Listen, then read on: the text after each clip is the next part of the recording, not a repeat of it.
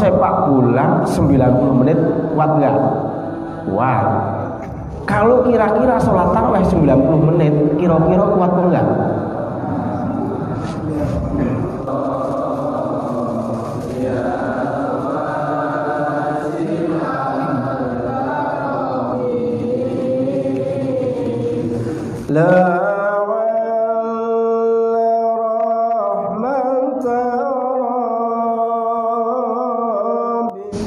Orang maksiat, setelah maksiat dia itu mengerjakan dosa-dosa, tapi di dalam hatinya timbul merasa hina di hadapan Allah.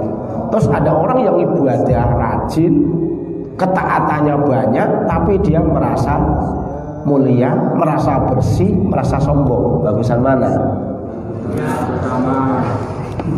Berarti maksiat aja ya. Habis itu nangis-nangis.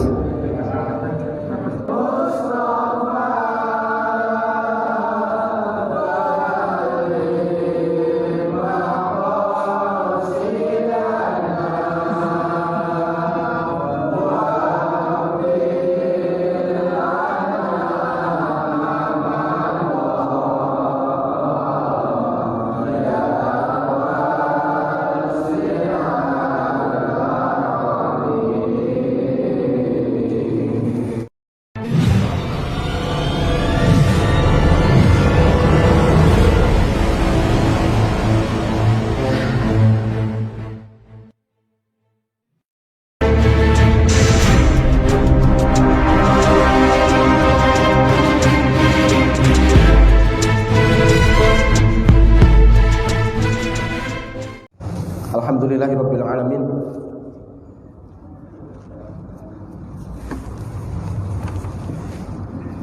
Malam hari ini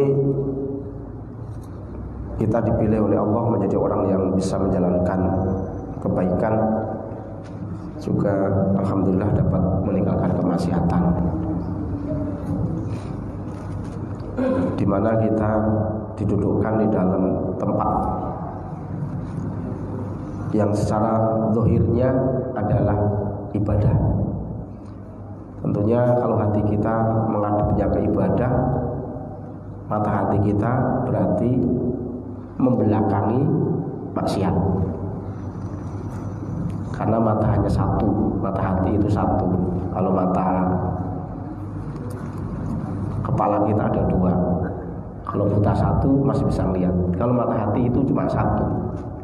Ketika ngadep maksiat mesti membelakangi ketaatan. Kalau dia pas taat berarti membelakangi maksiat.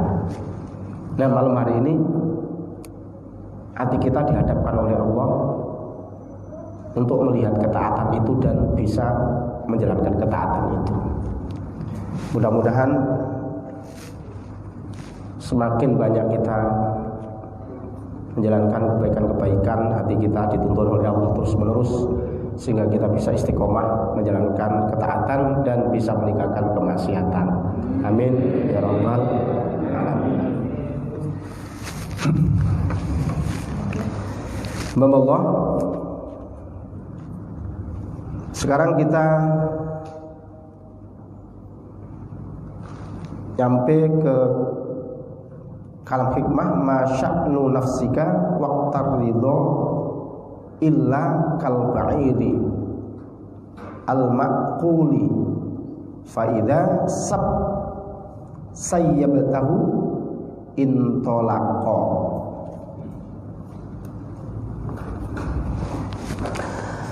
Bismillahirrahmanirrahim. Masya'nu nafsika, ora ana utawi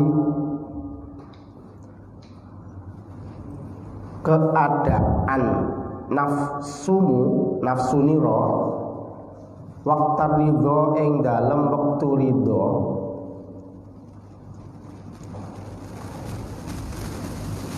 illa kal ba'iri angin iku kaya unta. Sifate al ba'ir al maquli kang den cencang.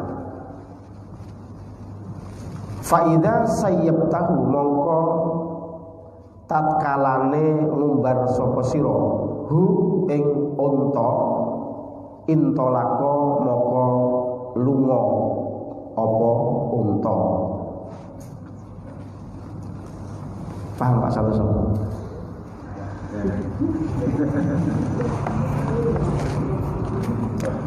Tidak ada, ini bahasa Indonesia gini, masya'nu nafsika, tidak ada keadaan nafsumu waktu ridho, waktu nafsu tadi itu dalam keadaan ridho, illa kalba'iri, kecuali diumpamakan sebagaimana unta al-ma'uli yang diikat.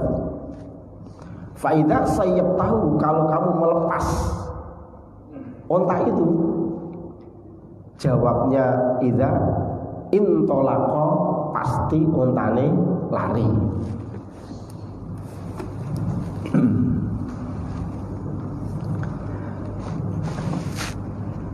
Tidak ada keadaan nafsumu ketika waktu ridho. Ridho itu tingkatan yang paling istimewa. Ada sabar, ada ridho. Sabar itu masih merasakan keadaan tersebut itu sakit, artinya, tapi dia menahan supaya dia kuat di dalam menjalani ujian tadi. Kalau ridho itu seneng, gak punya duit kok seneng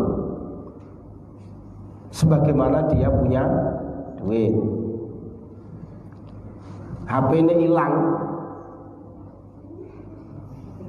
sama dapat hadiah HP kok perasaannya sama.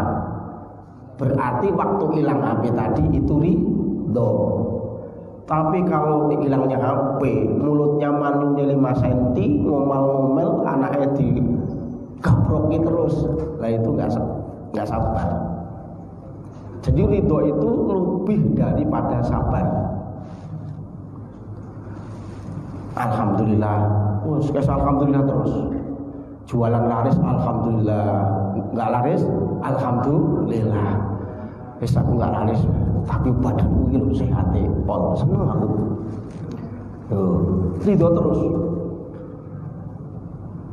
Jadi keadaan ridho ini sebetulnya sangat berpengaruh dengan nafsu kita. Nafsu itu pasti akan menuntun manusia, mengajak manusia supaya nggak ridho, nggak sabar, nggak ridho. Yes. Ada kehilangan motor kok malah nyembelih kerbau syukuran, itu ada nggak? Wah itu ridho pol itu kayak gitu. Lah kok kamu kok hari ini syukuran? Iya motor saya hilang. Lah kok malah syukuran? Aku ridho kemarin. Lah kalau dapat hadiah motor syukuran itu biasa. Tapi kok hilang motor kok syukuran, berarti ridho. Wes alhamdulillah. Enggak ada, Pak. Enggak ada.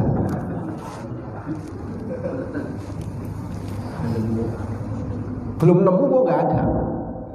Banyak, Pak. Begitu kehilangan sesuatu langsung sujud syukur. Banyak itu.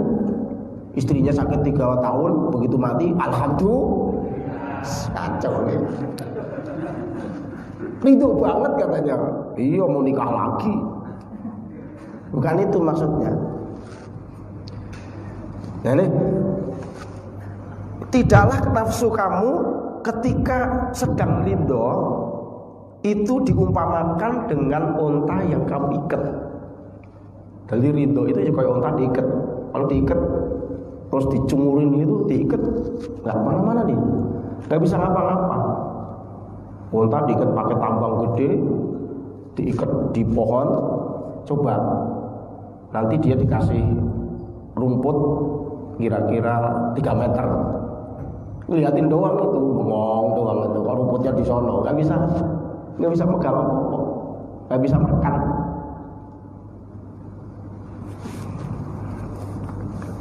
Tapi sekali saja engkau itu melepas, nafsu ini melepas, kau lepaskan, gak kau kontrol, gak kamu ikat, intolah kau pasti akan sembarangan, seenaknya sendiri.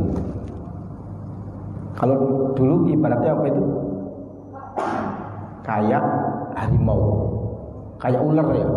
Di rumah melihara ular banyak, gak dikandangin.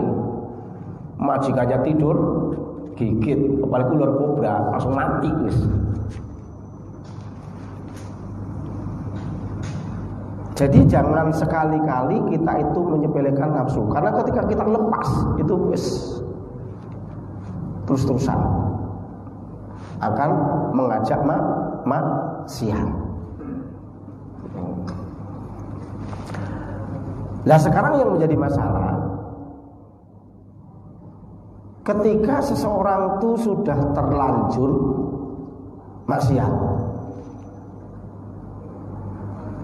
tujuannya ibadah itu apa Pak? Tujuan ibadah itu biar seseorang tidak ada kesombongan di dalam hati. Orang yang taat, orang yang sedang beribadah itu tujuannya agar dia merasa kotor, agar dia merasa apalagi merasa amalnya sedikit di hadapan Allah.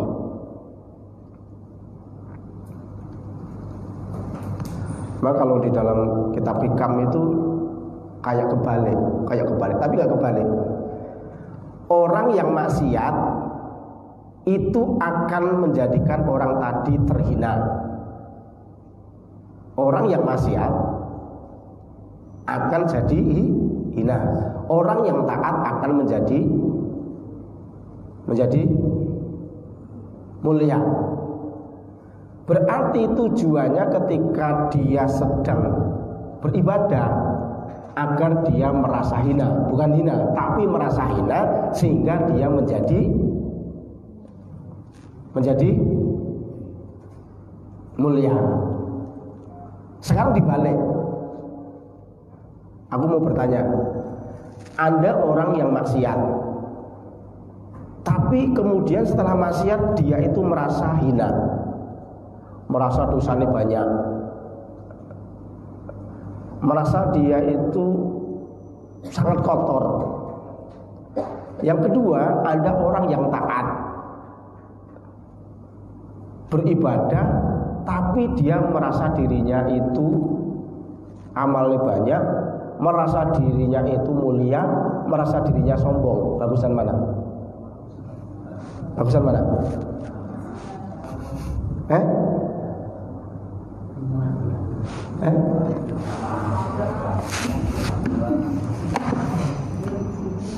Orang maksiat, setelah maksiat dia itu mengerjakan dosa-dosa, tapi di dalam hatinya timbul rasa dia merasa dosanya banyak, merasa kotor, merasa hina di hadapan Allah, merasa nggak pantas sowan kepada Allah. Terus ada orang yang ibadah rajin, ketaatannya banyak, tapi dia merasa mulia, merasa bersih, merasa sombong. Bagusan mana? Berarti maksiat aja ya. Habis itu nangis-nangis.